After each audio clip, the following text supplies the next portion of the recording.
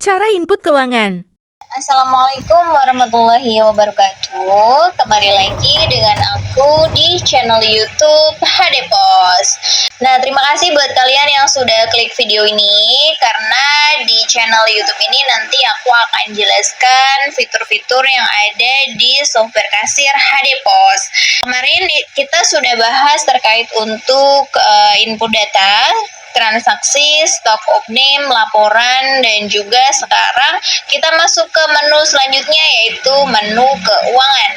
Nah, kita buka dulu ya untuk di menu keuangannya. Nah, di menu keuangan ini ada beberapa fitur yang bisa dimanfaatkan, yaitu ada buku kas, ada buku bank, ada buku utang, dan juga buku piutang. Nah, tapi untuk 4 menu ini itu tidak kita gunakan semuanya ya. Kita hanya menggunakan untuk buku kas, buku bank, dan juga buku utang saja. Karena untuk buku piutang ini itu dulu digunakan ketika fitur piutang itu belum ada di kasir atau belum ada di menu transaksi penjualan. Tapi untuk sekarang di transaksi penjualan sudah dikasih menu piutang, jadi untuk pelanggan-pelanggan yang mau membayar hutang itu bisa langsung transaksi ke kasir, jadi tidak perlu ke back office untuk membayar hutangnya. Nah, oke, kita lanjut untuk buka menu buku kas dulu. Nah, untuk buku kas ini sebenarnya itu untuk pencatatan manual ya, yang dilakukan oleh back office atau bagian adminnya. Jadi ini nanti kita harus mencatat semua pengeluaran ataupun pemasukan yang ada di toko. Jadi sebelum masuk ke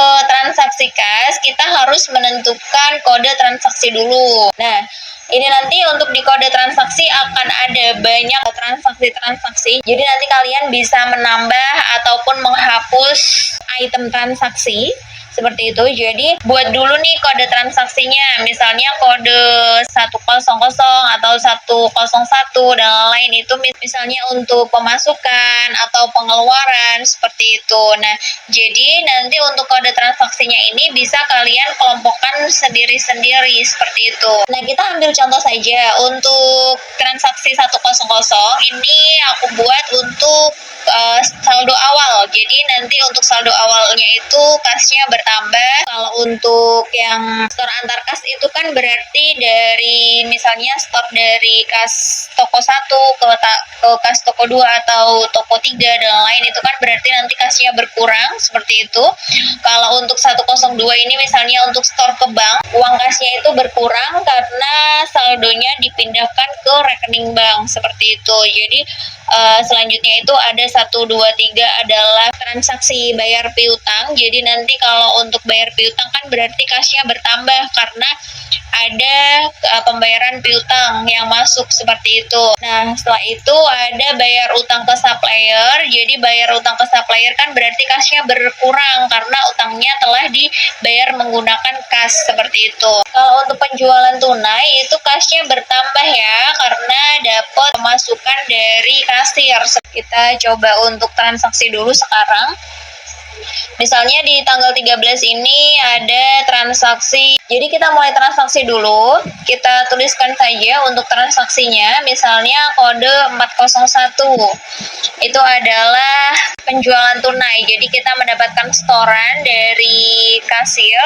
Jadi misalnya kita tulis saja setoran kasir shift 1. Nah, jumlah uangnya berapa? Misalnya kita tuliskan saja 4 juta. Kita klik OK dulu. Nah, ini kan berarti untuk uang kasnya bertambah. Setelah itu, misalnya kita ada pembayaran tempo atau pembayaran yang sudah jatuh tempo yang harus dibayarkan ke supplier gitu. Kita ketikkan untuk kode transaksinya. Kode transaksi untuk bayar utang ke supplier itu kodenya 202. Jadi kita ketikkan saja. Nah, bayar utang ke suppliernya itu ke mana? Kita pilih dulu, misalnya ke PT Cahaya Abadi. Setelah itu untuk pembayaran hutang per tanggal berapa? Misalnya kita bayar hutang untuk pembelian per tanggal 27 Oktober. Jadi kita klik saja yang mau dibayar hutangnya berapa. Setelah itu diklik OK. Nah, di sini ada jumlah nominal yang kita bayarkan. Diklik OK saja. Nah, sudah ada, ini ada untuk pemasukan sebesar 4 juta.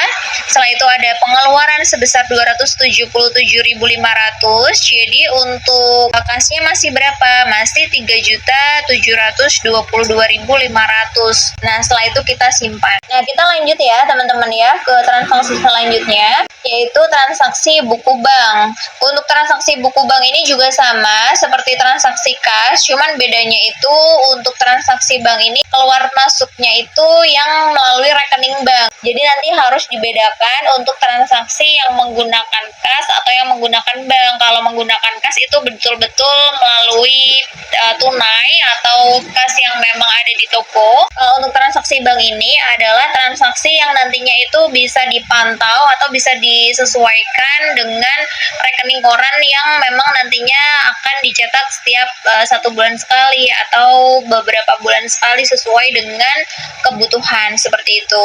Kita coba dulu ya. Kita klik untuk ini adalah bank yang sudah didaftarkan. Nanti itu ada pendaftaran banknya sama nomor rekeningnya berapa seperti itu. Jadi ini kita coba untuk menggunakan BCA. Kita klik saja. Mari kita coba dulu untuk menambahkan transaksinya ya. Untuk transaksinya kita ketikkan 401. Nah, 401 ini adalah penjualan tunai dari kasir, misalnya bayarnya melalui debit. Jadi kan untuk uangnya langsung masuk ke rekening. Jadi kita tulis saja untuk penjualan debit. Jumlahnya berapa? Kita tuliskan nominalnya, misalnya 1 juta. Kita klik OK dulu. Nah, ini bertambah untuk kasnya. Dan kita misalnya ada untuk transaksi beban gaji. Jumlahnya berapa? 500.000. Nah, di sini juga langsung ada ya, teman-teman ya. Jadi untuk pemasukan berapa, pengeluarannya berapa, untuk saldo banknya jumlahnya berapa juga ada. Nah, ini nanti tinggal dilihat atau disesuaikan dengan mutasi rekeningnya seperti itu. Nah, setelah itu kita langsung simpan saja. Selanjutnya kita masuk ke menu buku utang. Untuk buku utang ini nanti bisa digunakan melihat semua hutang-hutang toko untuk supplier ataupun non-supplier.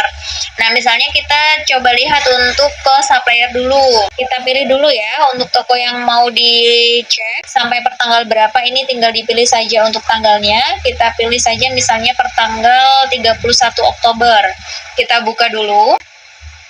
Nah, ke PT Cahaya Abadi, kita lihat untuk detailnya. Nah, ini masih ada beberapa hutang yang memang belum terbayarkan. Jadi untuk yang tanggal 27 Oktober itu kan tadi sudah terbayarkan ya, sudah ditransaksikan untuk kasnya atau kas keluar. Tapi untuk pembelian yang di tanggal 28 Oktober ini masih belum terbayarkan. Jadi nanti masih ada hutang-hutang yang harus dibayarkan oleh toko seperti itu. Jadi di menu ini nanti bisa dilihat ya untuk periode tanggal 1 Januari sampai dengan 13 November itu hutang di PT Cahaya Abadi itu berapa saja. Itu nanti bisa dilihat di detail transaksi hutang seperti itu. Nah, kalau misalnya memang mau cek hutang ke non-supplier juga bisa.